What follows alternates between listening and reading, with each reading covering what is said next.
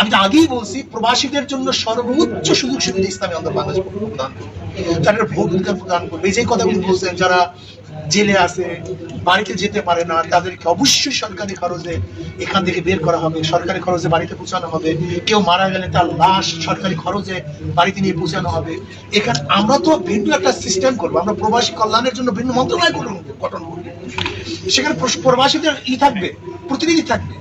এরকম না যে প্রবাসী একটা কল্যাণ করলাম, মন্ত্রণালয় করলাম, সেখানে প্রবাসীদের অংশগ্রহণ থাকবে না, প্রবাসীদের সেখানে অংশগ্রহণ থাকবে। গোটা দুনিয়া প্রবাসীদেরকে নিয়ে কমিটি গঠন করবে। সেই প্রবাসীদের মাধ্যমে তারা কি চায়, তাদের এখানে কি ফিল করতেছে, সমস্যা কি তারা সম্মুখীন হচ্ছে, তাদের থেকে রিপোর্ট কালেকশন সেগুলো আমরা সমাধান করবো। আমরা আমাদের সরকার, এই দেশের সরকারের সাথে সবসময় কোয়ালিশন রক্ষা করবো। সবসময় আমরা তাদের সাথে আদান প্রদানের মাধ্যমে আমাদের প্রবাসীদের সুযোগ সুবিধা দেওয়ার চেষ্টা করবো। দেখেন, আজকে বাংলাদেশের একজন শ্রমিকের যে সুযোগ সুবিধা, অথচ দেখা যায় ইন্ডিয়ান একজন শ্রমিকের কাছে অনেক বেশি সুযোগ সুবিধা। এর কারণটা আমরা এই বৈষম্য দূর করি, আমরা বৈষম্য দূর করে সবার অধিকারকে সমান করার চেষ্টা করি। কিন্তু এই বিষয়টা আসলে কেউ নেই, উদ্যোগ গ্রহণ করেনি। উদ্যোগ গ্রহণ করবে, তাদের ক্ষমতা নিয়ে ব্যস্ত থাকে, মানুষের সেবার জন্য ব্যস্ত থাকে।